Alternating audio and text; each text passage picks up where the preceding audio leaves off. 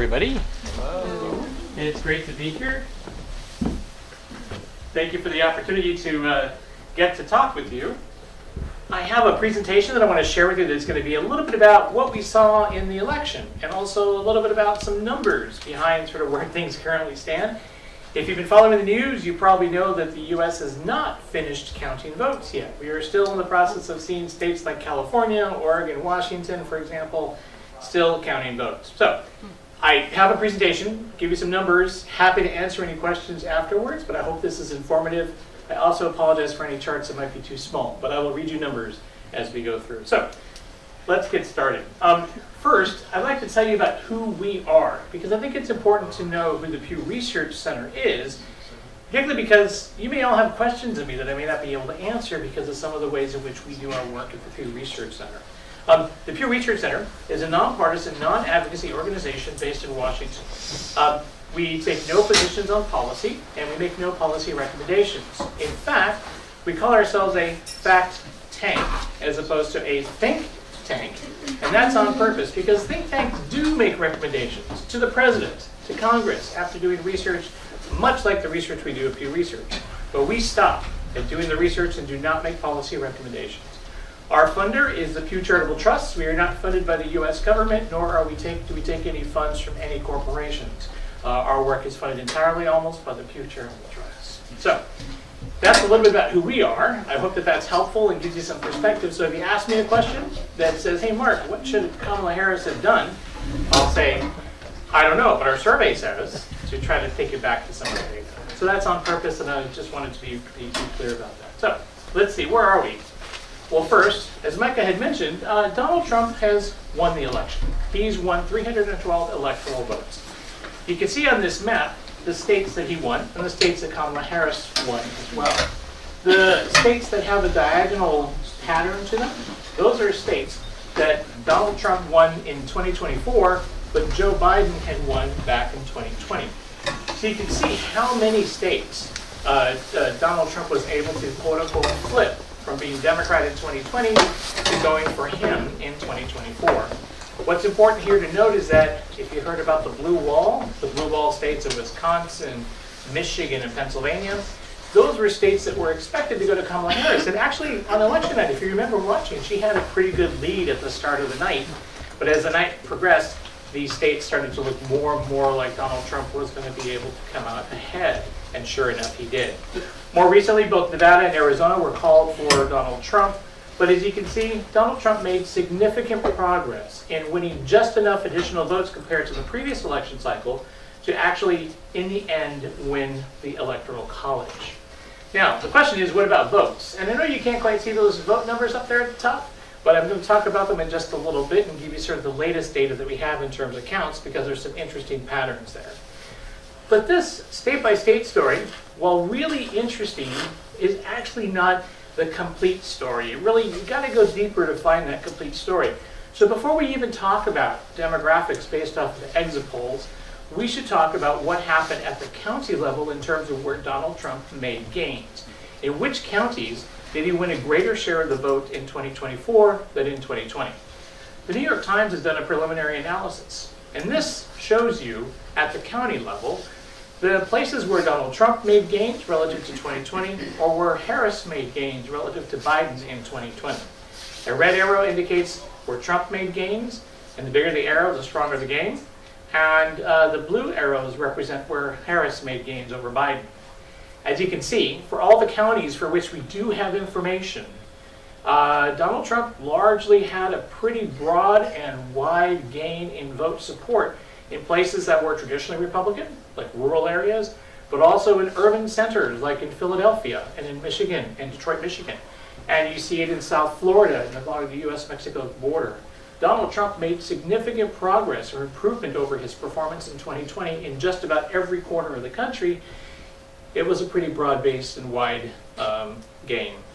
I think this is also a very, very interesting map just to look at because when you take a look at this again, you can see that in some places that have traditionally been strong Democratic strongholds, like for example, central Georgia, with many black counties where many black rural voters live, Donald Trump made gains in those counties. If you look at a place like South Texas along the U.S.-Mexico border, which are counties that have over 95% of their population is Hispanic, you'll find that Donald Trump made gains there and in fact flipped them all to being red counties. To give you another example, another important historic result, Donald Trump won a county called Starr County, Texas, which is on the southern U.S.-Mexico border. It's down here in this part of Texas. And he not only won it outright, but he's the first Republican candidate to win it outright since 1892. So that gives you some sense of how significant some of these changes have been. In the case of Miami-Dade County, another place that has traditionally been Democrat, Hillary Clinton won it back in 2016. Biden won it in 2020. Trump flipped Miami-Dade County in South Florida, which is really interesting because it's the first time a Republican has won that since 1988. So, some historic firsts here, some historic moments for Trump in terms of his wins. I would say there's no single story to explain his win. If anything, it is a broad-based, a broad level of support from across the country where he saw gains in many different counties of many different characteristics. So when you strictly hear some of the explanations, you might hear people saying things like, it was due to Hispanic men that Donald Trump won. Not enough Hispanic men in the country to make the difference. It might have been due to, say, black men supporting Donald Trump. It's not enough of them either. It's actually some combination of a whole bunch of different stories to explain what happened on Tuesday. Okay. Let's see. So, how about some numbers? Well, this is from the exit polls, and I want to give you some perspective of where the U.S. public was going into this election. So, from the exit poll, and this is one of many exit polls, but you can see that the top issue for this exit poll was democracy. So 34% of U.S. voters in this exit poll said the reason why they voted, or the most important issue to them when they were voting, was democracy.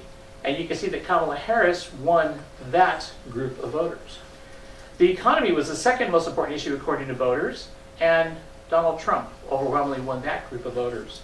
You also had abortion, where Kamala Harris won, and immigration, where Trump won, both the next set of issues. And foreign policy, only 4% cited that as the most important issue to their vote.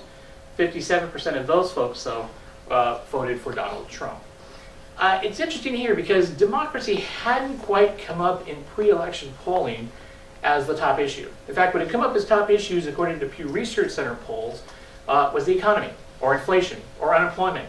The economy had been the thing that everybody was mentioning as the top issue, whether a Harris supporter or a Trump supporter. Democracy hadn't quite come up.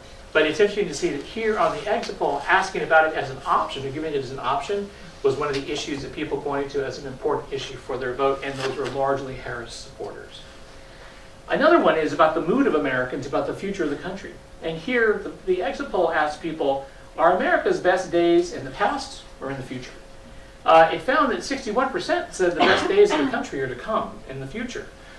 So Americans are optimistic, despite all what you might hear from Donald Trump about the country's in the worst position or situation it's ever been in, that the country's falling apart. He criticized the state of the country in so many ways.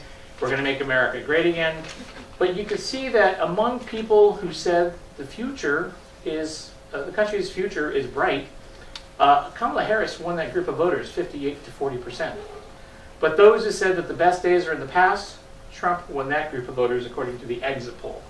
Now, I want to stress here, I'm kind of talking about this in terms of certainties with those exit poll numbers. Keep in mind that it's a survey and it has a margin of error. So there's some plus or minus here. And these are surveys of people who came to vote out on election day or maybe voted early, but they do have some challenges with getting a good sample of people. So I would always take any exit poll result with a grain of salt. Nonetheless, they provide us some important insights, and this is, I think, one of the important ones here is to see what were the top issues and the mood of Americans who voted on election day.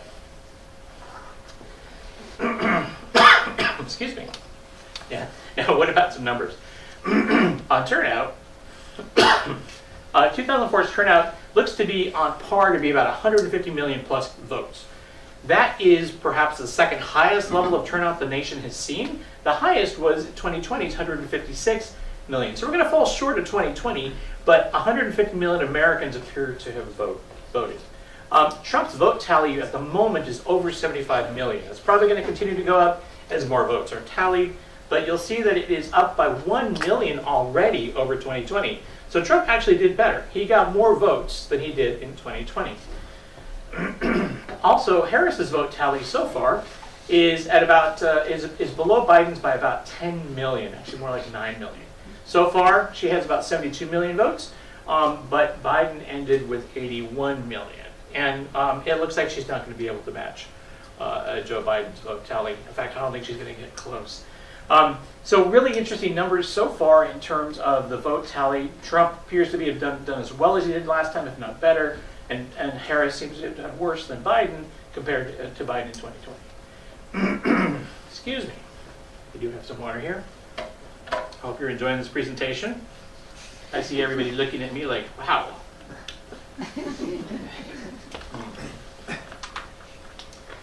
This is what happens when you hang out with an economist. Yeah, I know, huh? Numbers everywhere. On the Electoral College, Kamala Harris has won 226 Electoral College votes to Donald Trump's 312, as I said earlier.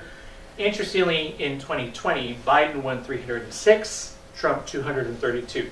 So almost the flip. Again, winning basically every battleground state this year. Trump was able to flip them all and flip them towards himself, and he ended up looking a lot like Biden did in 2020, at least in terms of the Electoral College numbers. Also, if you take a look at all the battlegrounds, again, Trump ended up winning all the places that Biden had won back in 2020. I do have an error. I forgot to take out North Carolina. North Carolina is not supposed to be in there. Yes, sir? Sorry, what's an Electoral College? I don't even know what that stands for. Yes, so good question. So in the U.S., we determine who's president through the process of having an election where states vote on the presidential candidates. Whoever wins those states wins what are called the Electoral College votes for that state. And then the Electoral College, who has representatives, will meet in Washington to cast those votes. Each state has a certain number of votes, depending on how many representatives they have in the lower house of Congress and how many they have in the Senate. So, for example, Wyoming has 1 House of Representative member and 2 senators. So he gets 3 Electoral College votes. State of California has 2 senators plus 53 representatives, which means that it would have in total 55 Electoral College votes. So in total, when you add it all up, all these different states have different Electoral College numbers, and you can imagine a presidential candidate setting a strategy which goes different states to get to a path of 270, which is the number you need to win. That's the minimum you need to win the Electoral College. Perfect. Does that answer your question? Yeah, that's it. Great, yeah. Other questions before I move on? Is the Electoral College system, would you say it's just as far as the ratio to the amount of people that exist in America and how many Electoral Colleges are in each region? It's a good question. It's been around for a long time. This is actually something that many American scholars have been working to perhaps change. There's a sense that it's unfair because many smaller states perhaps have more weight in the Electoral College, while many bigger states perhaps have less than they might have otherwise. So for example, in the state of Wyoming, there's maybe about 500,000 people. There's only 1 congressional district. So 500,000 people are represented by 1 congressional representative. In the case of California, you have 53 congressional districts, which average on size up to 750, 800,000 people. So if these folks have 1 representative for 800,000 or so folks, that means that the proportional representation feels like Wyoming has a better deal than California. Look at the senators. California has 2 senators, 40 million people. So each one represents 20 million people. But the total population of Wyoming is 500,000. Each senator represents only 250,000 people. So some folks say that that's unfair. And there's a move to perhaps either increase the size of the lower house to have more congressional representatives, which would increase the Electoral College numbers for places like California, or even to add another senator or 2 to each state. Like, to us it seems like in 2016, Hillary Clinton had more popular votes than electoral. So to us, it's like the people voted for Hillary Clinton really, but then they got Donald Trump. And it happened in 2000 with John Kerry and George Bush, and it's happened a few other times in the history of the country. Yes, this is exactly the way people want to change this. Interestingly, this year, Donald Trump looks like he's going to win the popular vote and the Electoral College vote, so it isn't quite the same pressing issue. But it's also important to note that Donald Trump has not won a landslide. He did win decisively, but he's only winning with about the last count, 50.8% of the U.S. popular vote, and Kamala Harris at 48%. But what's interesting here is that he has essentially he's swept everything. He won all the battlegrounds. He won the Electoral College. He's winning the popular vote. Congress is going to go Republican. The Senate is controlled by Republicans, and the House is on path to be controlled by Republicans. So this is the first time in a while that we've had a presidential candidate and a party has such a complete win across the board. But I want to again stress, it's not a landslide. This was a very close election. It could have gone the other way. Does that answer your question about Electoral College? It does. Okay. I'm sorry. Yeah. So technically speaking, yes. Could the electors, could a majority of electors vote for Kamala Harris? Because they're afraid. They're afraid, actually. Trump tried to do this back in 2020, and there was a lot of pushback to electors representing the people who voted the way that they voted in that state. And most states say that if the presidential candidate who won the popular vote in that state wins that state with the popular vote, that all electors go to that presidential candidate. So they're all supposed to support that candidate. There were some calls for moves to change that formula to actually have a proportionate representation. So if Trump had won 52% and Kamala Harris 48% in a state like California, then California's electors would have been split between the two of them. That's not the case. Most states are winner take all. And to do that, I think they would be breaking some laws in some states, but there was some real pushback against doing that. But Trump was trying to change that this is one of the things he tried to do in 2020 to impact the Electoral College vote. Is that your hand up, sir? Yeah, I think in Maine and Nebraska, not all the... That's right. But I also heard in 2016 that not all voters in the Electoral College who were supposed to vote for Trump did so. He had still enough. So it was a tacit vote, so nobody knows who it was, and some were missing. Yeah. I think 3 or 4. Do you know that? This is something that I've not heard before, but I wouldn't doubt it if something like this did happen. But again, there is a lot of tradition and desire to not have that happen, because then it kind of goes against what the public had voted for. But as you can see, you asked about the Electoral College. You can see the challenges of the Electoral College here. On the one hand, it helps to summarize things in a nice way and get us to a pretty clean vote. But on the other hand, there are some politics around it, there's some issues around it. Is it still working that people are actually considering should we change? I have a feeling this time around there's probably not going to be a problem with the Electoral College vote like there was in 2020 and 2021. I don't think we're going to have a January 6th again, but we'll see what happens. So I brought this up here so you can see Maine and Nebraska are down here in the bottom. Yeah, they are. Harris won 3 of Maine's Electoral College votes, where Trump only won 1, and Nebraska was the opposite, 4-1 for Trump. Yeah. But it reflects the breaking apart the Electoral College votes into not winner-take-all, but by congressional districts. Yes? The winner-take-all policy is not in the Constitution, is that right? That I don't know. I don't think it is. I think it's the way in which states have decided to do things, because states can change them. Obviously, if it were in the Constitution, Nebraska and Maine wouldn't be doing this. But I think states can make the decisions about how they want to do this. And so there was talk about Nebraska changing it this year to go back to being a winner-take-all, which would have hurt Kamala Harris. People were saying that might have made the difference in a really, really close Electoral College vote. So the state decides? The state makes the decisions, yes. Any other questions before we move on?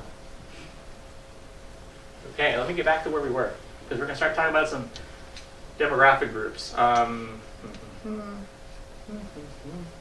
But before I do that, I wanted to give you some cautions about exit polls. You heard me mention this already. There are surveys with margins of error, They're meant to provide us with a portrait of how different demographic groups voted, which is great. But I'd say that we have to really wait for a final word by looking to what we call validated voter studies if we want to tell the demographic stories of the electorate. And here, the Pew Research Center does one of these. We do a validated voter study. It takes time. We won't have that until maybe June or July of next year, which is quite a ways away.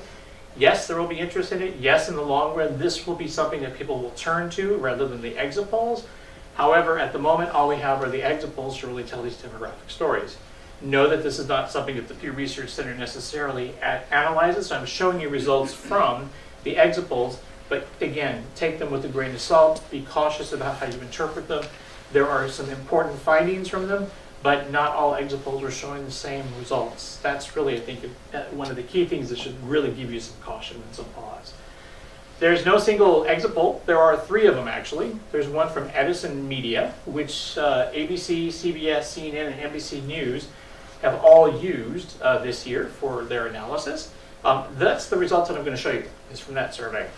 There's also something from the Associated Press's VoteCast, which is used by Fox News, Washington Post, and others like Reuters. This is another alternative survey. It's actually a larger survey than the Edison Research survey. However, it too is a survey, and it doesn't quite deliver the same results on demographics that I'm going to show you, and I'll point out some differences. And then finally, there's a group of Latino groups that have gotten together and conducted their own election eve poll, and they are concerned that the other 2 polls don't correctly survey Hispanic groups, and that results in some overly Republican results among Hispanics in the exit polls. Perhaps we'll talk about that a little bit as well, because I think in conjunction with the county level analysis I've shown you, Hispanics did make Trump made some significant progress in winning Hispanic voter support this year, more so than I think the election eve poll shows. But as you can see, these are all just estimates. So keep that in mind. This is not the definitive word about how different demographic groups voted. All that said, all those cautions, here's what we have. So first, was there a gender gap? Well, when you take a look at men, 55% of men supported Trump compared to 42% for Harris. When you look at women, 53% supported Harris to 45% for Trump. There is a gender gap. Yes, women went for Harris, men went for Trump. But that's really not that big of a gap. If you take a look at it, 45% of women supported Trump, and 42% of men supported Harris. So there is somewhat of a gender gap. Perhaps it's not as large as folks have been making it out to be. There may be other things that are happening besides just a gender gap. And in fact, when you take a look at it by race and ethnicity, there's a couple of striking things here. Look at the results for white men and white women. 60% of white men voted for Trump, but more than half, 53% of white women did. And if you take a look at it for Latinos, you'll see that, for example, the Edison poll says that 55% of U.S. Latino men supported Donald Trump to 43% for Harris, but among women, it was 60-38. So really interesting here. By the way, this is one of the places where Edison Media's exit poll differs from the other exit poll from AP. AP says Hispanic men went for Trump at 42%. So they're not more than half, under half did. So did he really win Latino men support? The exit polls deliver 2 separate answers, so be cautious about that. But there's no doubt he's made gains since 2016 among Hispanic men and Hispanic women. What about black voters? Well, with black voters, also similarly here, the Edison exit poll says 21% of black men supported Trump. That's something similar that we see in the AP results as well, and that 7% of black women supported Trump. But Harris won both groups overwhelmingly so. You can see here, though, that this 21%, if you compare that to 2016 in our validated voter study, you'll see that Trump did make gains among black men. He only had about 5 or 6% of support back in 2016, according to a validated voter study. Today, if this is right, at 21% is a gain compared to 2016. So, some interesting patterns in terms of the data, in terms of gender. Maybe there is a gender gap. Maybe it wasn't as big as we thought. Maybe it is bigger than we thought. Maybe it's about race. A lot of interesting things going on. What about by race? What about Latino, Black, and Asian voters? Because this has been another big story. So for Hispanics particularly, the question has been, how can Trump, who has made so many comments about Hispanics, starting off his campaign in 2015 by calling Hispanics rapists, Mexican immigrants rapists and criminals, how can he win so much of the Hispanic vote?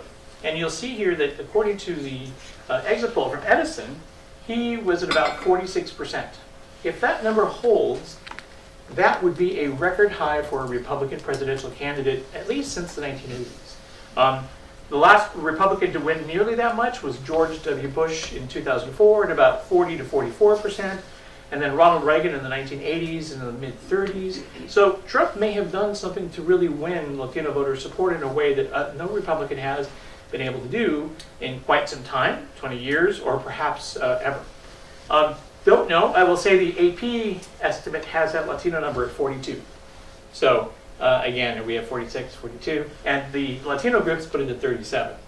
So is there a gain here? I don't know. We have to see with the validated voter study. But nonetheless, I would say the county level analysis suggests that, yeah, Trump did do better in 24 than in 2020 when it comes to Hispanic voters. Look at the numbers for black voters. 13% support for Trump overall, 85% for Harris. During the Barack Obama years, this number for him was at about 96%. So clearly some changes since Barack Obama. And for Asian voters, a lot is being made of Asian voters leaning more Republican, 39% for Trump, 54% for Harris. I have to say we don't have very good pre-election polling on the Asian population in the United States, so Asian voters, I'm not quite sure, it really needs to see the validated voters to really get a sense of did something happen there. And other groups, so people who are not any of these, this is like Native American folks, for example, and mixed multiracial folks, 54% voted for Trump among that group. The AP poll says Native Americans went for Trump. So again, a lot of validated voter work needs to be done, but there is an emerging story of Trump making progress with non-white groups, which is different than what some Republicans have done in the past. Any questions before we move on? Because that was a lot. No? Okay. What about younger voters? Here's another story where the Democrats lost some ground. Typically speaking, the Democratic presidential candidates win over 60% of the youth vote. But this year, Harris, while winning the youth vote, was below where Biden was. This is also one area where people have said that there were some gains that Trump made. He made gains with young voters as well, particularly perhaps the young Latino and young black men. But whatever the story, he does seem to have done better here than he did in 2020 with younger voters. And that is also breaking into or chipping away at one of the Democratic Party's strongholds, which is generally speaking younger voters. So it looks like for younger voters, this election cycle was where Harris lost ground relative to Biden. What about financial situation? The economy is an important issue this year, and look at the difference in support depending on how you rated your financial condition. If you said things are better than 4 years ago, you're a Harris supporter. If you said things are worse than 4 years ago, you're a Trump supporter. Almost exact opposites in terms of support in the exit poll. People who are struggling, particularly because of inflation, were pointing to their support for Trump being because he's going to return the economy to where things were in 2019. Or you might hear people say, I was better off under Trump. Things were better economically under Trump, even though in all measures, things are better under Biden right now. The one thing being that inflation hasn't slowed down. It's slowed down some, but it hasn't come down. Prices have not fallen. We don't have deflation. We still have inflation. And for many voters, this has been a growing concern along with housing costs. And so all of these are things that may have helped Trump in the end. What about regional differences? Well, here you can see that Harris won urban voter support, but suburban and rural areas went to Trump.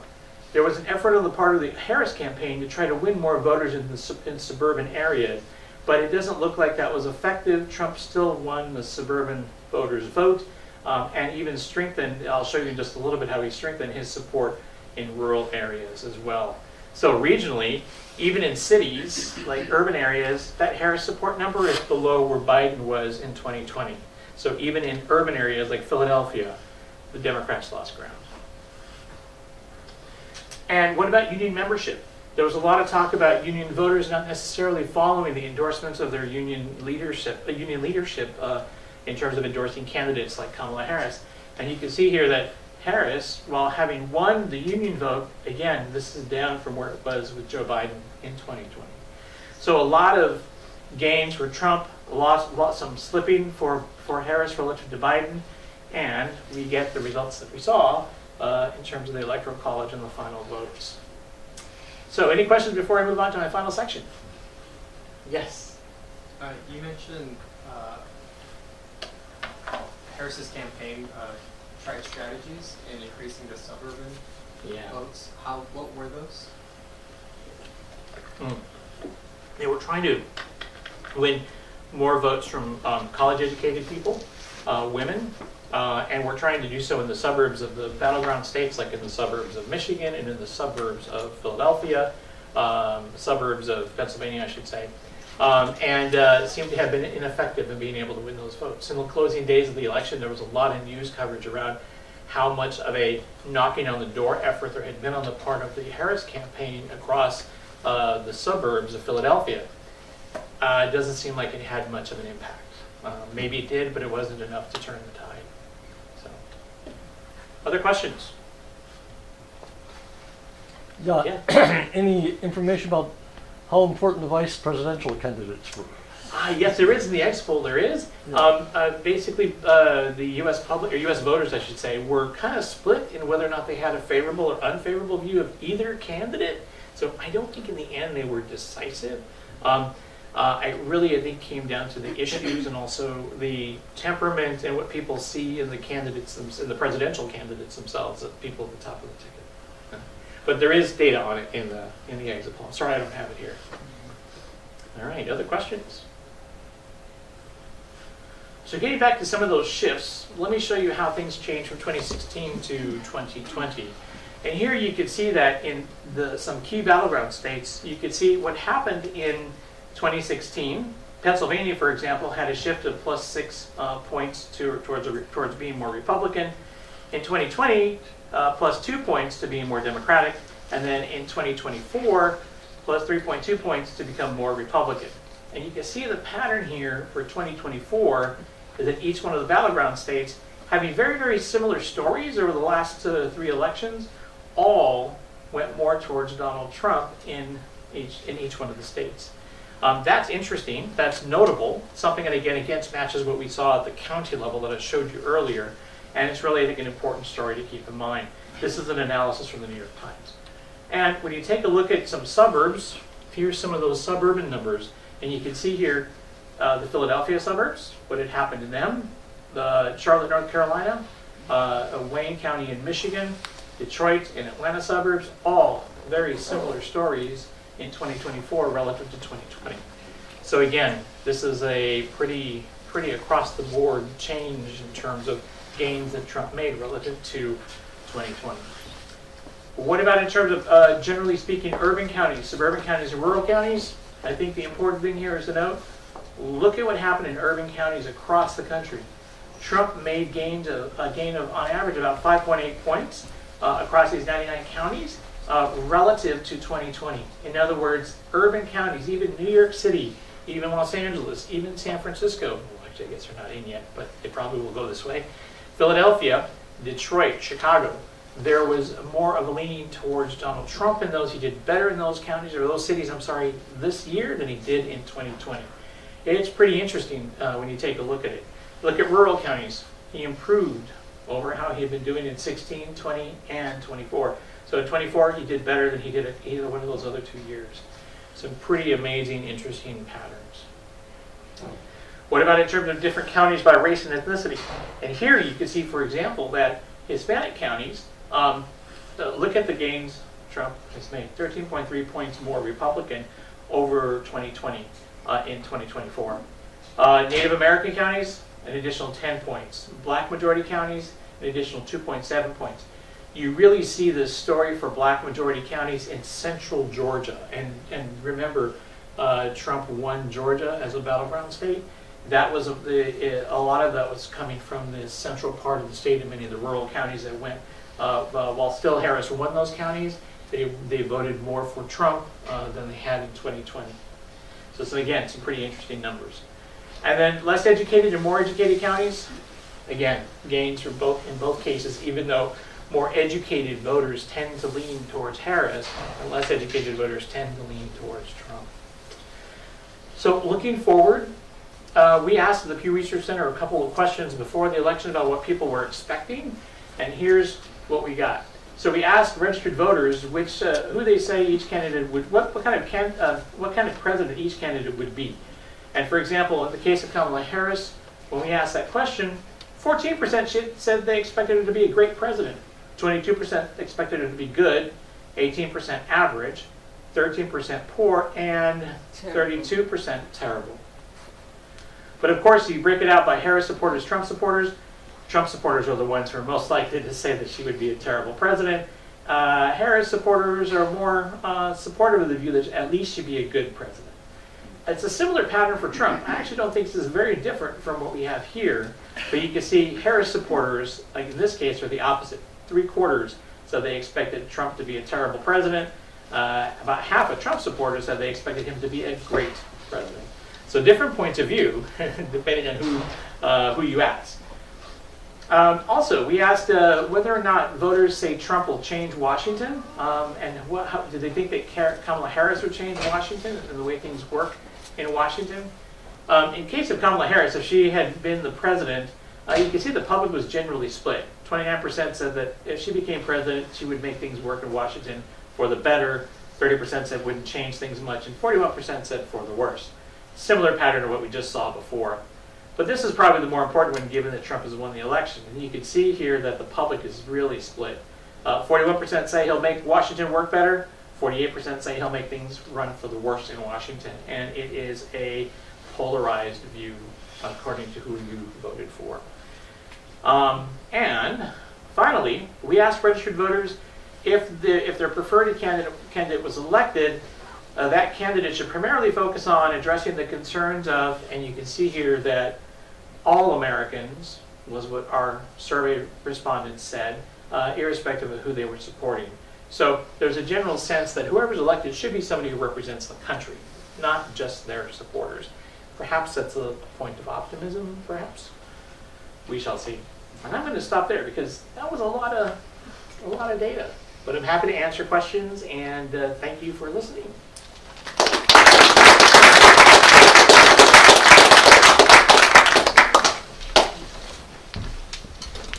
Okay.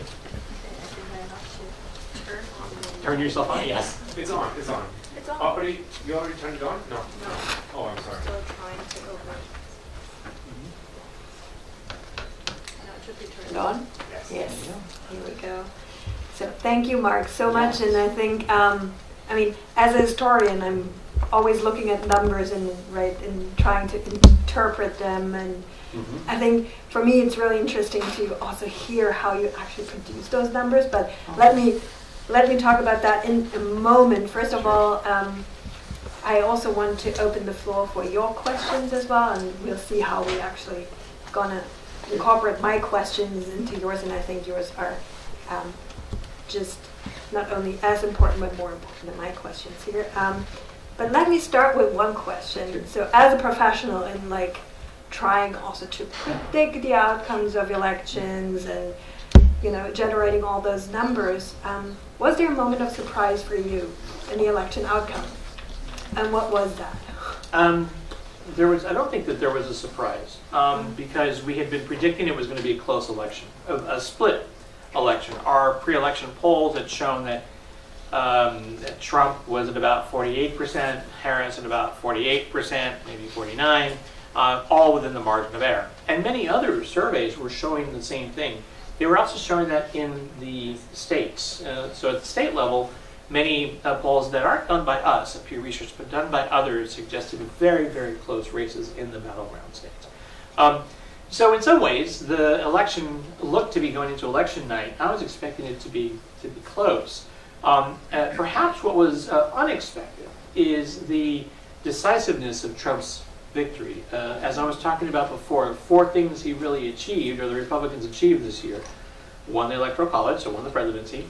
won the popular vote, which didn't happen last time, won the Senate, and looked to retain control of the House of Representatives. That's something that, again, it's happened before with Democrats, not that long ago, but that was something that I wasn't quite sure with the closeness of the election that everything would have fallen that way.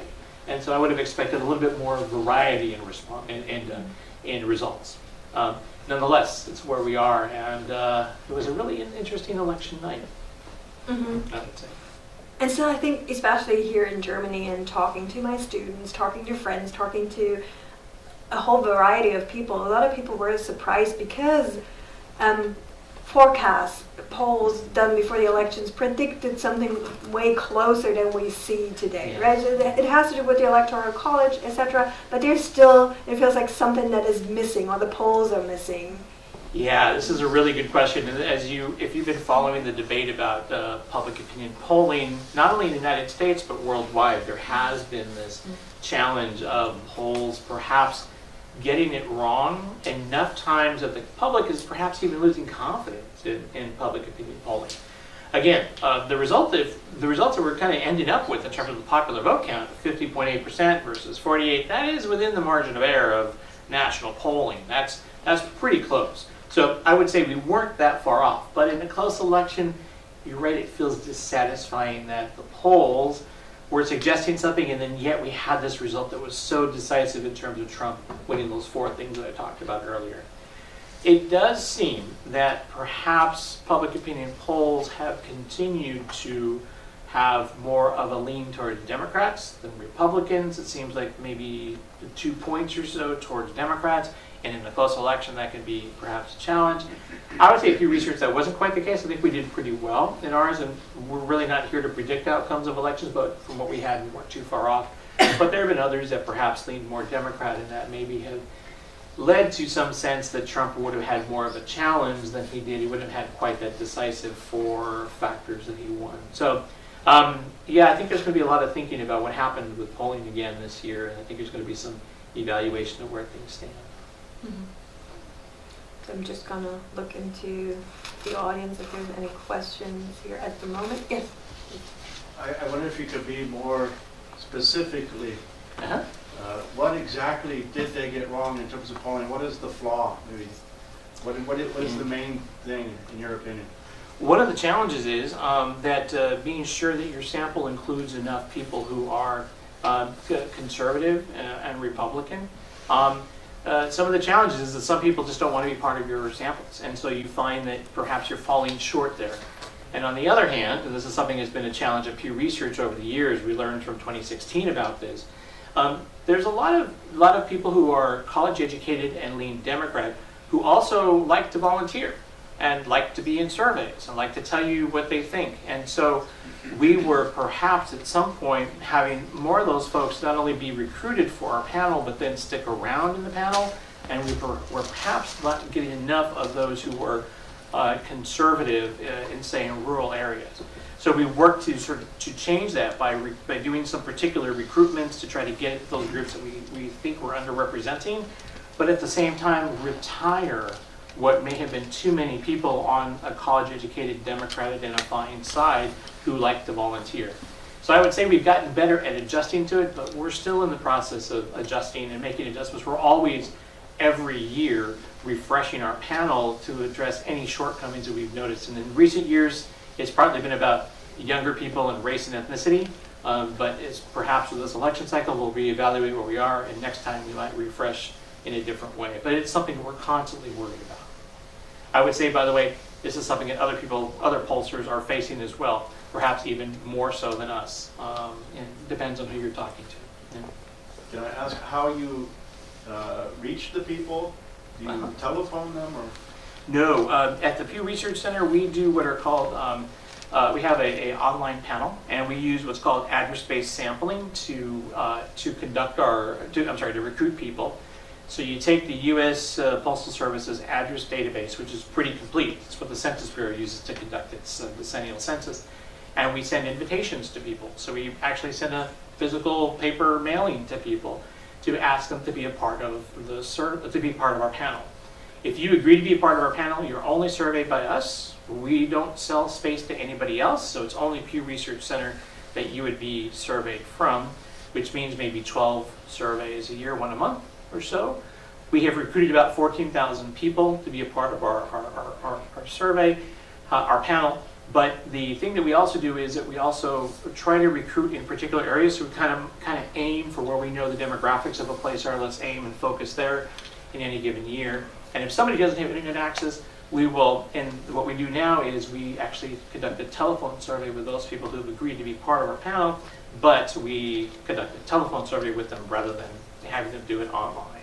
So that's where we are on this. This is one way to do it, but if we could do telephone, and if it was affordable, that's probably the gold standard still, even though response rates are really low. In the New York Times Public Opinion Survey with Siena College, all throughout this year, it is a telephone random digit dial survey. We used to be like that at Pew Research, but in 2014 we changed. Sorry, that was a long answer, but I hope that was helpful. Yes, thank you. Yes, in the back. So you mentioned Trump made gains with younger voters. Yeah. Are there any correlations with what they might have been voting for, the reasons why, and how Trump managed to make gains with younger voters? Yeah, a little bit had something to do, I think, with the dynamic with race and ethnicity. So appealing particularly to younger men is one of the things that people have pointed to. And the social media campaign that the Republicans were able to engage in, it seems to have been effective. Trump has talked to young people, gone and tried to speak to them in many different ways, in many different locations. Harris did as well. But again, this was the Democrats usually expect to win the youth vote, expect to win it by a large margin. And just like with Latinos and just like with Black Americans, the Trump campaign was oftentimes chipping away just enough to win enough voters to make a difference in various places, a little bit here and a little bit there. The Institute of Politics at Harvard, which is a student-run survey, has their own student-run survey and a student-run center. They made a statement. They have decided to be no longer nonpartisan. They're concerned about Trump's victory, and they are going to be fighting for democracy, as they put it. So it's interesting to also see how some places that are focused on the youth are reacting to Trump's win. I have 2 more questions here. One was you. Yeah, that's like my question sort of links to the previous question. Yeah. To what extent do you think, like, figures like Elon Musk impacted the election outcome, especially through like amplifying right-wing voices and influencers on his like social media platform? Yeah, I don't know. I think we have to study that to see where that lies. I can't quite tell how much of an impact he has. I think he did have an impact. But I'd also say that there's another side to the story, which is that when Kamala Harris took over as the Democratic candidate, if you remember that, there was a surge in interest from TikTok and Instagram young influencers who were out there promoting Kamala Harris. Also at the Democratic National Convention, if you take a look at if you watch the coverage, you may have heard some journalists say that they were a little bit irritated that they were not having the access to the candidates and to the campaign managers and so forth, that there was a pool in the very front of influencers who had more access on some aspects of the convention than traditional journalists. And so it kind of goes both ways. And if that was such an effective outreach to both young people and just the American public in general, it seems to have faded over the course of the election. There was a lot of excitement initially, and it seemed to have faded. So all this is to say, social media likely played a role. However, don't quite know how much and to what extent, and I think it kind of goes both ways where there were some successes and failures. But it's a great question, a really, really great question. And you saw that Elon Musk, along with Vivek Ramaswamy, is going to be the efficiency expert? Efficiency czar? Efficiency, yeah, so they're going to be managing a government efficiency effort. That's right. Yeah. And then there was another question. I have a question which relates to the question about the voting behavior of young people. Because I was wondering what influenced the behavior of the Biden administration towards the conflict in the Middle East, maybe influenced the voters. Because I've heard in a different discussion that some people or some young people just didn't go to vote or maybe even voted for Trump, but I can't imagine that. So maybe you have any data about that? Yeah, you know, I don't have enough data to be able to say, but you're absolutely right. Thank you for bringing this up, because this is another element of this story. I'm not sure if you all are noticing, but in telling the story about this election, there's no one single story. It's a multitude of stories. But let's talk about the impact of the war on Arab American votes. And one of the things that has emerged is that when you take a look at, for example, around in Michigan, I want to say it's in Wayne County, Michigan, some of the results in those counties suggest that Jill Stein, the third party candidate, did very well in Arab-heavy areas, suggesting that it wasn't going. They weren't necessarily going to Donald Trump, but they also didn't support Kamala Harris. Many interviews that I've seen on TV as anecdotal evidence suggest that many Arab American voters were offended that Kamala Harris was going to continue to support Israel and had said so definitively. Of course, there is so many dynamics here in this particular issue that I think no matter what any candidate had said or not said could have had some impact. But Kamala Harris was in the administration, and so the administration had a policy, and she was reflecting that policy, and it may have cost her votes in a key battleground like Michigan. There was another question. Just looking at voter turnout, so you said it was just a bit lower than it was in 2020, and usually it's between 60 and 65%. Yeah, so correct. I guess we kind of already talked about it, but that other 40-some%, there's like a couple of reasons, but is there like research to show like what would make people more motivated to go to the polls and vote, or is there a way to increase it? Yeah, it's interesting. So while we haven't done anything recent, because of course the election just happened, to be honest, we're actually in the field right now with a survey, a post-election survey at the Pew Research Center. But previous elections, you ask people who didn't vote why they didn't vote, and generally speaking, they say because I was too busy. So you ask them what could you do to get them to vote. There isn't a lot you could do. They just, many of them perhaps are just not interested. But also on turnout, I think that there's some interesting patterns, at least in the demographics of turnout. So for example, young people are underrepresented among voters, but overrepresented among non-voters. When it comes to race and ethnicity, Hispanics are underrepresented among voters, but overrepresented among non-voters.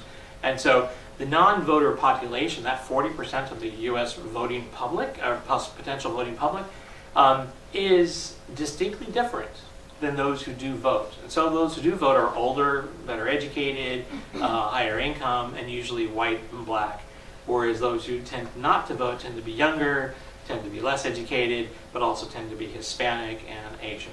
So there is some interesting patterns there, but again, we have to wait and see how this election cycle turned out. I'm wondering how that Hispanic number will look, because if turnout in these Hispanic areas is what I think it turned out to be, I think maybe they may have upped their game relative to others, but I don't know, we'll have to see. And then black voters appear to have turned out in lower than expected numbers.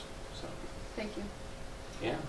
Is there any data as to what might have happened had Biden remained the candidate? Oh, that's a good question. I'm sure that there is at Pew Research Center. I don't recall us asking anything like that about it. It was, if you were following this election cycle, as you followed this election cycle, I'm sure you noticed that there were tons and tons of, there's like a weekly events, like the world shifted on a weekly basis. Trump's assassination, the debate, then the conventions, and Harris comes in, another assassination attempt. It was nonstop, topsy-turvy. That had an impact, frankly, on our plans at Pew Research for how we had a whole plan for the election cycle, which included more surveys than what we ultimately executed, or bigger surveys than what we ultimately executed, just because we didn't want to be in the field with a major event happening that totally then makes the survey useless.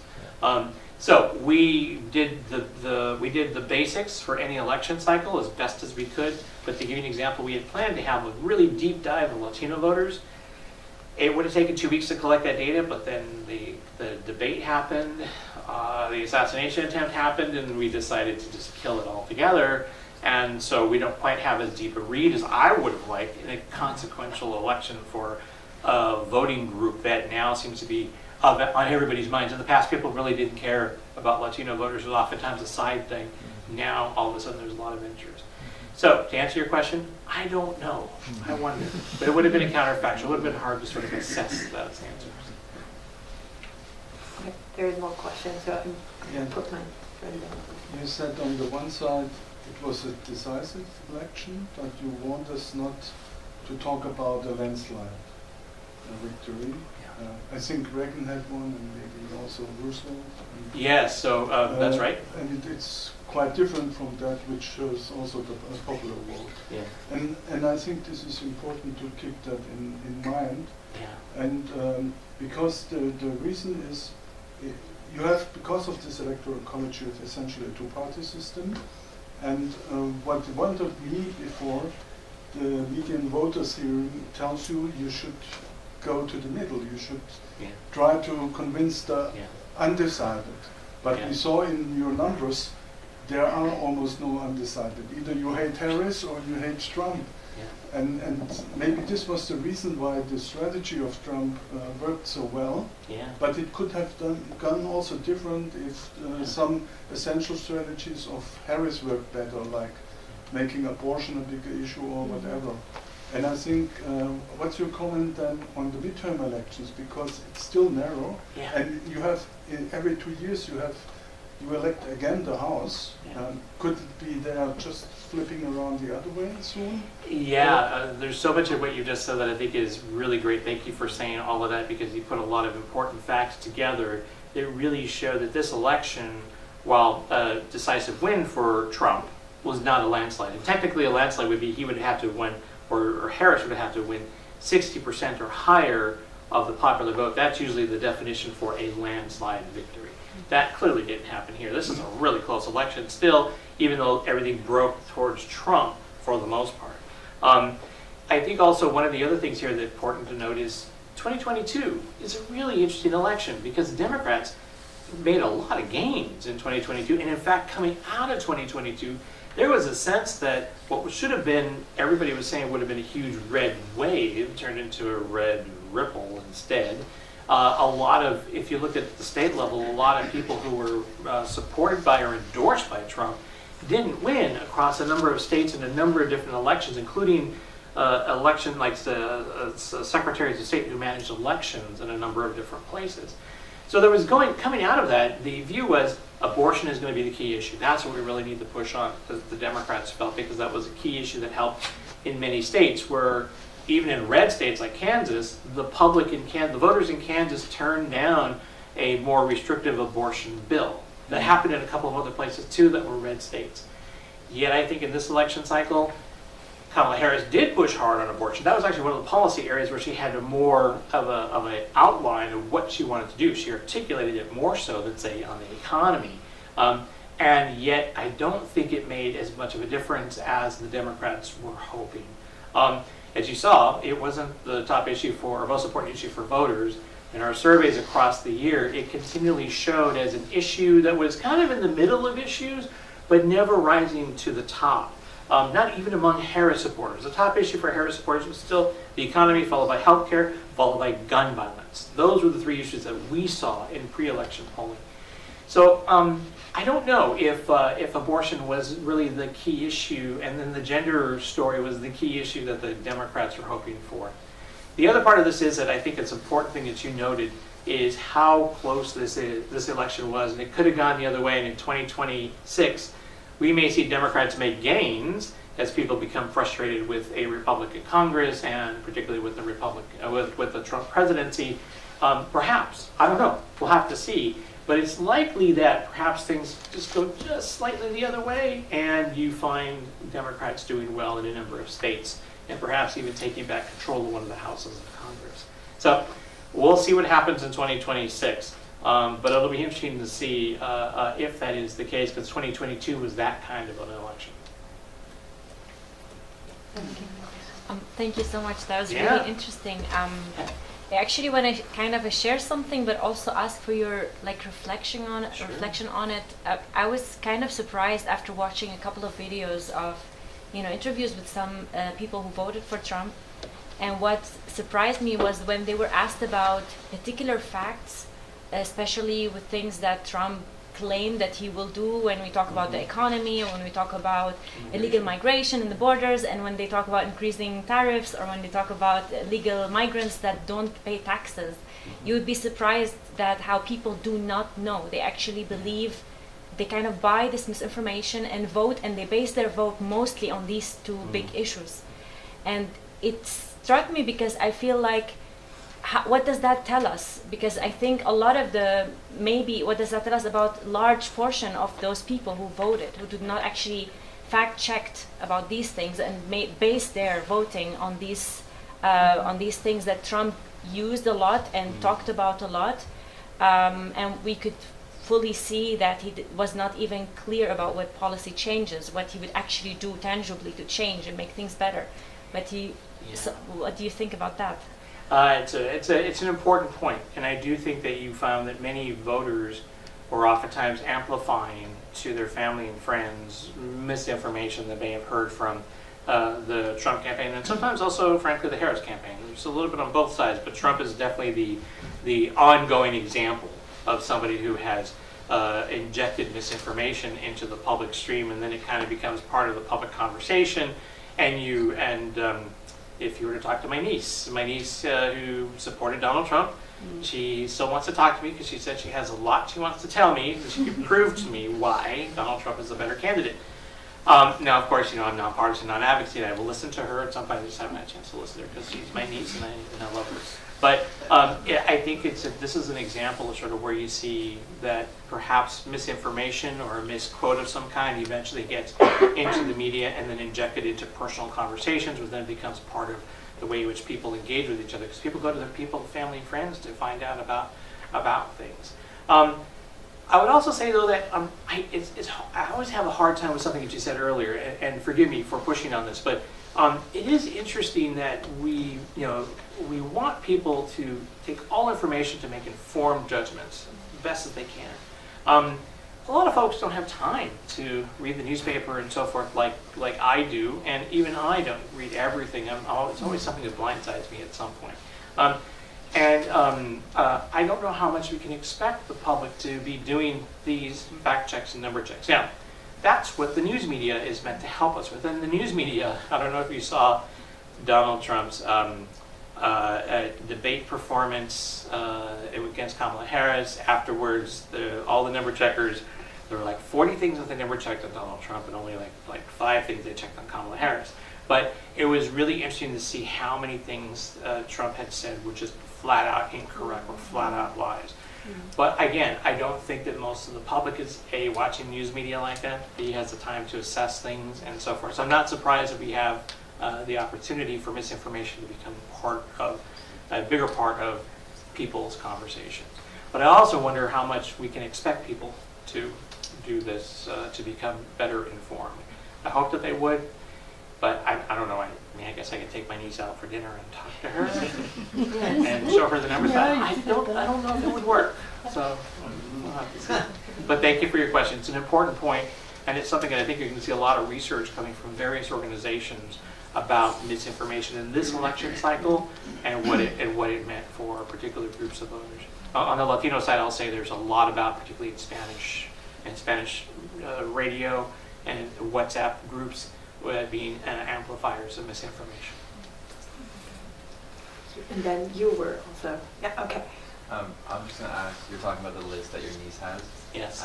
There's also, really well-educated people that also do support Trump, and they do have a reason. Yeah. I don't really know what those reasons are. Do you, they don't have to be all statistic. Do you know what tangible things people are like, oh, I really like this about Trump over Harris? Is there... Yeah. So in the case of Trump, I will say that some friends who are Trump supporters and who have PhDs in economics and so forth, sometimes it revolves around a single issue like abortion. So Trump has been more friendly towards limiting abortion rights than Harris has, of course. And Trump Supreme Court appointments have resulted in the change that we have with Roe v. Wade being knocked down. So some people will say that they're very religious, and that is the reason why they're supporting Trump. Others on the economic front see a lot of economic opportunity and to change policy that'll make life better for corporations, for wealthier folks, or a particular brand of economics that folks believe in, and so they support him because of that. Others support him because of his stance on defense policy, and actually Europe needing to pay for more of its defense needs than the U.S. having to pay for it. So it depends on the issue, but I do find people who are smart and reasoned who will oftentimes say, Trump won't be as bad as you think, Mark. I'm sorry, I shouldn't say because I have no position. So you didn't hear me say that, so please nix that from the video. What economic policies, like more specifically, is he like planning on manipulating or changing for the wealthy people? Tax cuts. So continuing the tax cuts for those that make over, I want to say over $200,000 a year. He implemented them back when he was president. They're still in place, but they're supposed to expire next year. But now with the Republican Congress, they'll probably get renewed. That's one example. Another example is to reduce a lot of environmental policy regulations that put costs onto businesses. Trump wants to make energy more lower cost, so that businesses have low cost energy, and that would attract more factories to the United States and lead to more jobs in the United States. That's another example of economic policy. You bet. And you didn't hear me say that. Nonpartisan, non-advocacy. I was wondering, you touched upon this already a bit with the previous questions, but I was wondering about the missing in action Democrats, because as we've seen, Biden had like 81 million in the 2020 election, and now it's only like 71 for Kamala. And we've seen some shift over to Trump, and some maybe weren't satisfied with her as a candidate, but do we have like specific reasons as to why so many are missing? Yeah, I don't know. I think we need some research on this to figure it out, because I don't know why some people didn't show up. And I will say that going into election night, all the news reports I had heard from the Democratic side were really quite optimistic about their ground game and being able to get people out to the polls. So why they didn't show up, I don't know. I'm hoping that our post-election survey will have some details on this as to why people didn't vote. But yes, this is one of the things that does seem to have happened. So people just weren't motivated to turn out to vote, even though you could have voted early, even though there are all kinds of things. Okay, I'm going to use the clue about people that didn't vote, and would ask you to talk a little about people that were excluded from voting, because what a lot of people in Germany don't know is that the US practices, for instance, felon disenfranchisement, right? So in some states, felons, who are not even felons anymore in that sense, right, that are not in the system anymore, if you like, but haven't paid back their debts or whatever, are not allowed to vote and are excluded from the election. And I was wondering if this would actually make a difference, right, in the election, or would have made a difference in these elections, or as close as... It's a great question. I think it could have made a difference, because those who are generally excluded from voting because of having been convicted of crimes like felonies tend to be people who are non-white and tend to be less educated. And so it might have made a difference. But I don't know, because those are also the groups that Trump made some gains with. So I don't know if it would have, how much of a difference it could have made. But you're right to point out that just because somebody is an adult and a U.S. citizen doesn't necessarily guarantee that they're eligible to vote. In different states do have different regulations. Another big regulation is if you're considered not mentally fit, then you also you're not allowed to vote in some states. And so it will vary from state to state. There are other exclusions as well. And I think one of the ones, though, that was a big part of the conversation this year was whether or not illegal immigrants were voting. And in fact, going into this election, on election eve, I actually thought that this was going to be a really close election, closer than it actually was, in such a way that there were going to be a lot of Republican challenges that said different states allowed immigrants who can't vote to vote.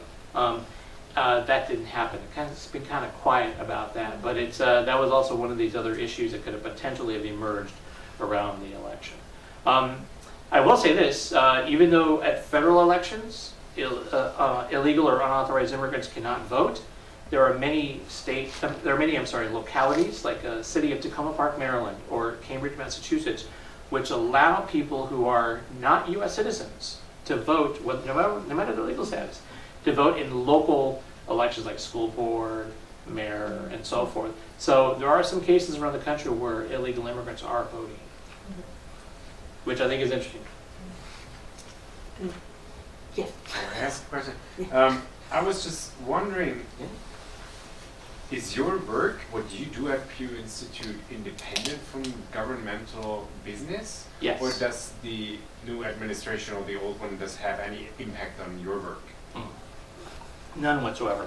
We don't take any federal dollars, so we have no money coming to us from any government agency. Ours is all private charitable dollars. And it is actually a hallmark of our work to not accept resources from governments. So for example, some of the work I do on Mexican immigrants, the Mexican government has approached us several times to work with us, to give us access to immigrants that they would like us to interview, but also to help fund or to help support a survey of Mexican immigrants living in the United States. But we can't take those resources because then we're no longer independent. And so it's very important that we don't take any resources from organizations which have a particularly strong political point of view. That particularly is governments, but also a number of other things. We don't take corporate money either, so no money from the private sector, meaning companies. Like Amazon won't come to us and have us do a survey on internet use. You can imagine how that would go. But one of the think tanks in Washington who recently got in a little bit of heat for taking money from a national government was the Brookings Institution, who had taken money to study energy policy from Norway and also from Qatar. And so when that came to light, all these energy policy position papers which supported more fossil fuel work in some way or another, you really didn't start to doubt, was this truly an independent assessment, or was this really to put forward a policy that some countries want the U.S. to pursue to support whatever it is? That's exactly what we're trying to avoid. So we are totally independent, nonpartisan, non-advocacy, and only take private money from foundations. Other question? Yeah, there's another question. I have a question about economy again, because you already showed us that a lot of people that were scared of the economic situation voted for Trump.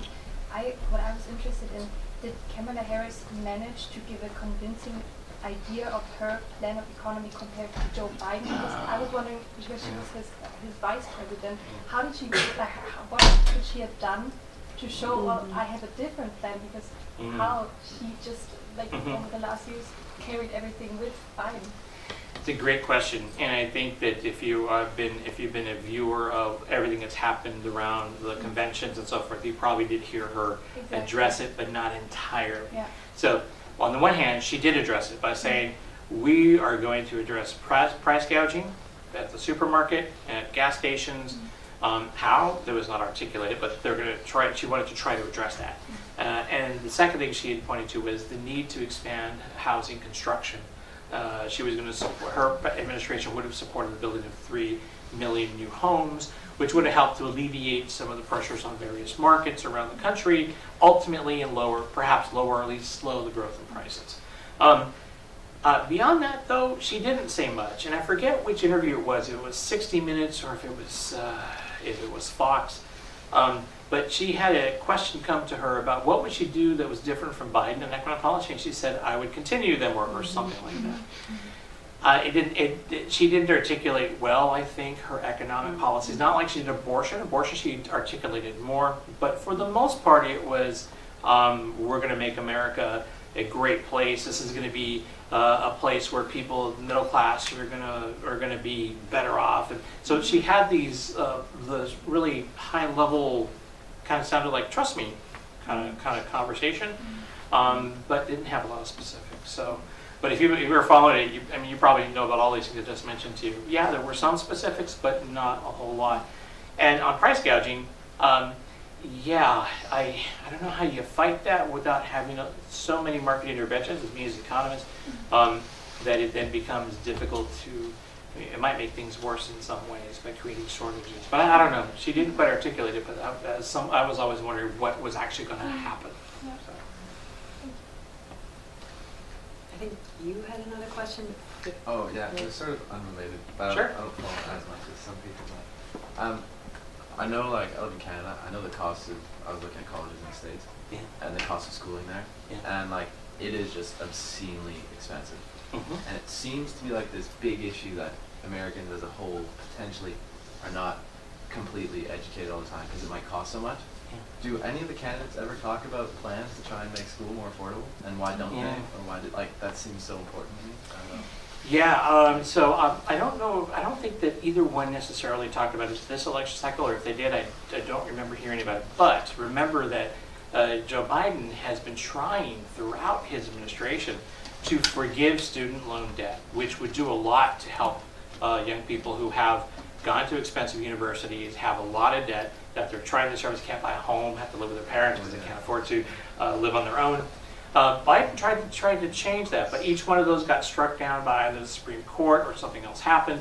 I think ultimately there was something that he was able to do towards the end, but it was a much smaller scale than what he had initially planned, that is to forgive student loan debt. The cost of college education, yes, has increased substantially in the United States for many years. And I think also some people are now making calculations, some young people, but do I really need to go to college? Do I need to go to a four-year institution? Maybe 2 years enough.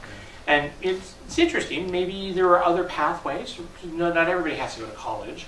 But I do think it's interesting that, yeah, the cost is starting to affect people's behavior in a number of ways. I don't know if Trump's going to do something about this. I have a feeling this isn't the high priority. I think his highest priority at the moment is immigration with mass deportations, tariffs in China, addressing issues around, oh God, I was just on the tip of my tongue, climate change, and reversing a lot of climate change and legislation on the part of Biden, or executive orders, I should say. And there was one other thing, and I can't remember what it is. But I think tax cuts are also something you're going to see some talk about, and perhaps even cuts to support for the poor through various programs like child care and so forth. We'll see what happens, but those are all things that seem to be on the list, and he's really telegraphed that immigration is going to be the thing he's really going to address early. Maybe he wants to reduce the money giving to the Ukraine. I'm sorry, I should have said something about Ukraine. That was the other one. That was the one that should have mentioned. But we'll see what he does around Ukraine, because he's talked about he said during the campaign on day one, within 24 hours, he will have peace between Ukraine and Russia, but he hasn't said how. But I do. He would have peace. He just said he would end the war. End the war. All right. Thank you. Thank you for correcting me. Yeah, so I have two more questions in the second row. Thank you. Yes, you go first. How do you explain this psychologically? Because I have also family in the US, for example, and I also lived for a while in Pennsylvania. Oh. A long time ago, but still, I can explain it psychologically. Okay, there's a promise of make America great again if he wins, but how do you explain the American mentality? I can't really relate to it.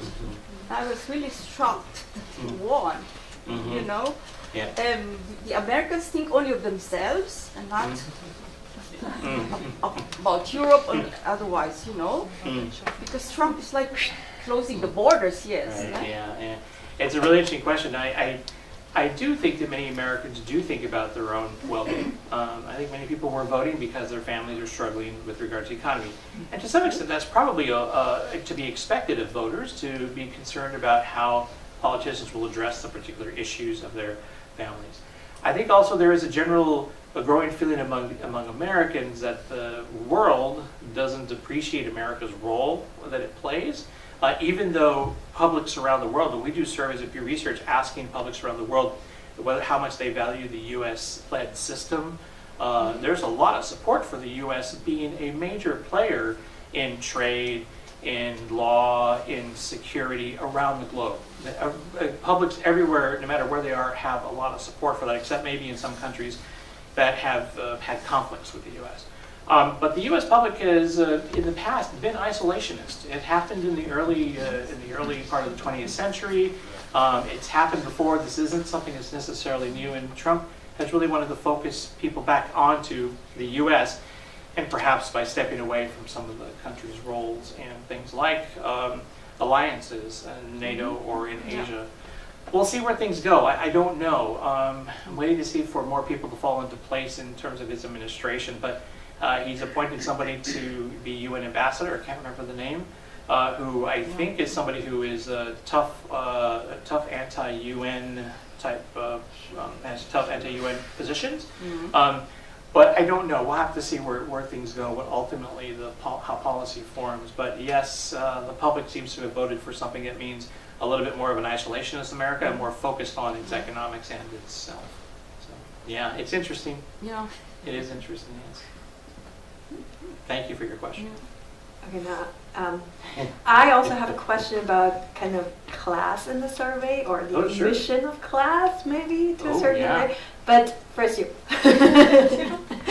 My question actually relates to that. I was going to ask about NATO, and like, because here I think everyone is saying that he is going to leave NATO if we're not paying more, but I can't really imagine him stepping out of NATO.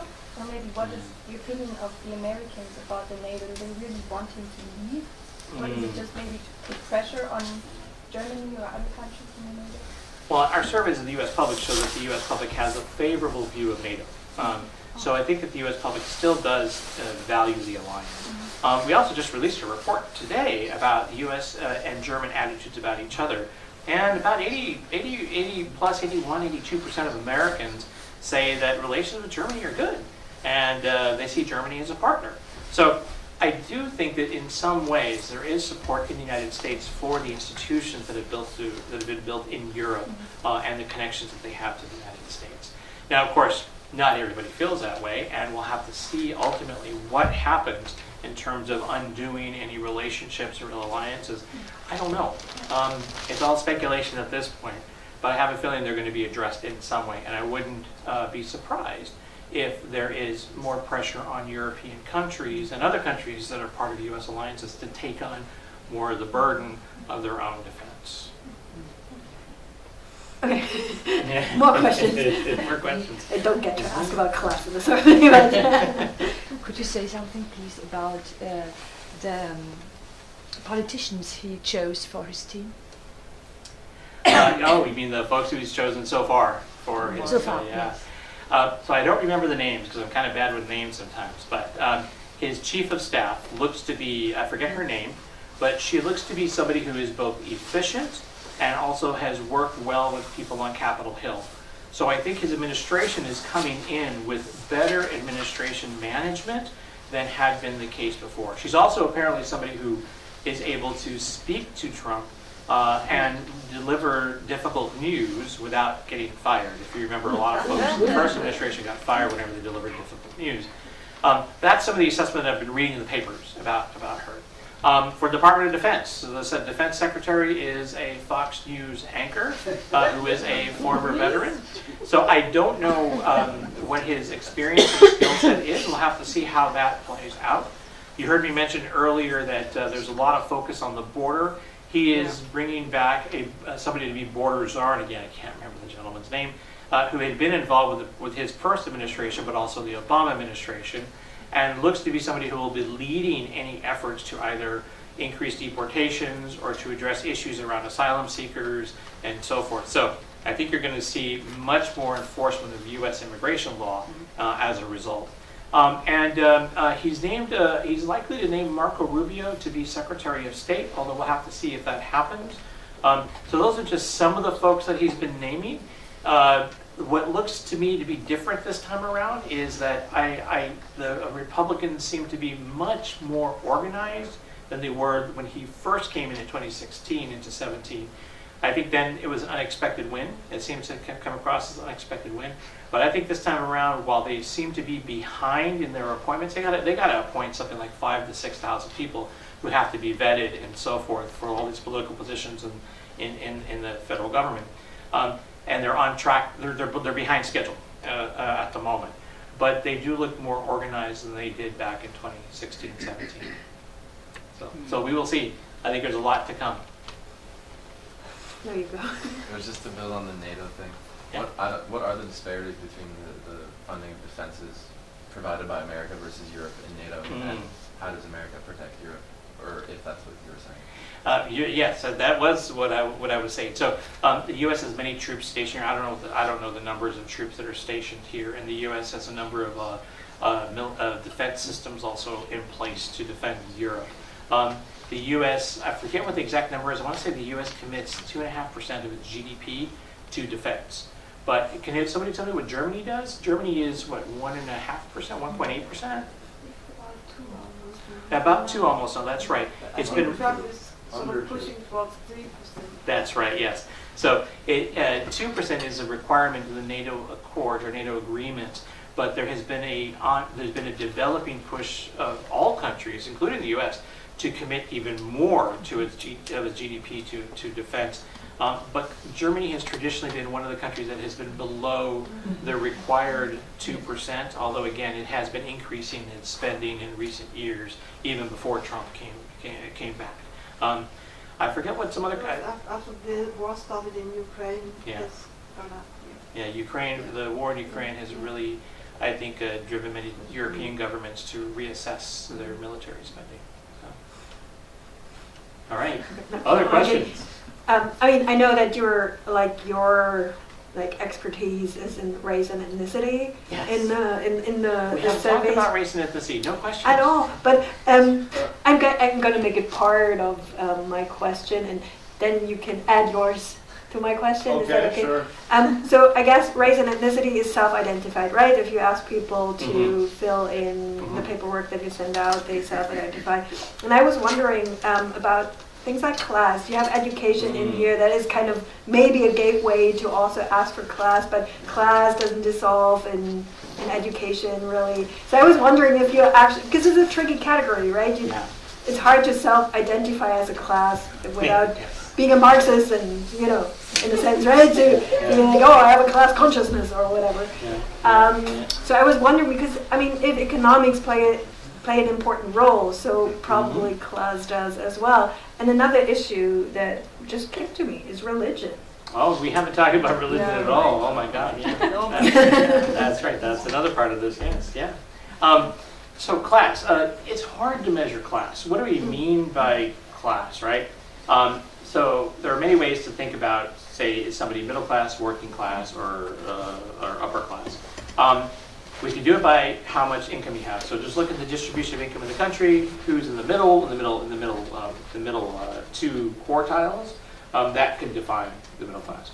In that way, the middle class has grown, frankly, in the United States over the course of the last 50 years, even if maybe the gap between the wealthy and everybody else has really grown. So we're into inequality, but we still have had some growth in the middle class, and incomes are up relative to the 1970s.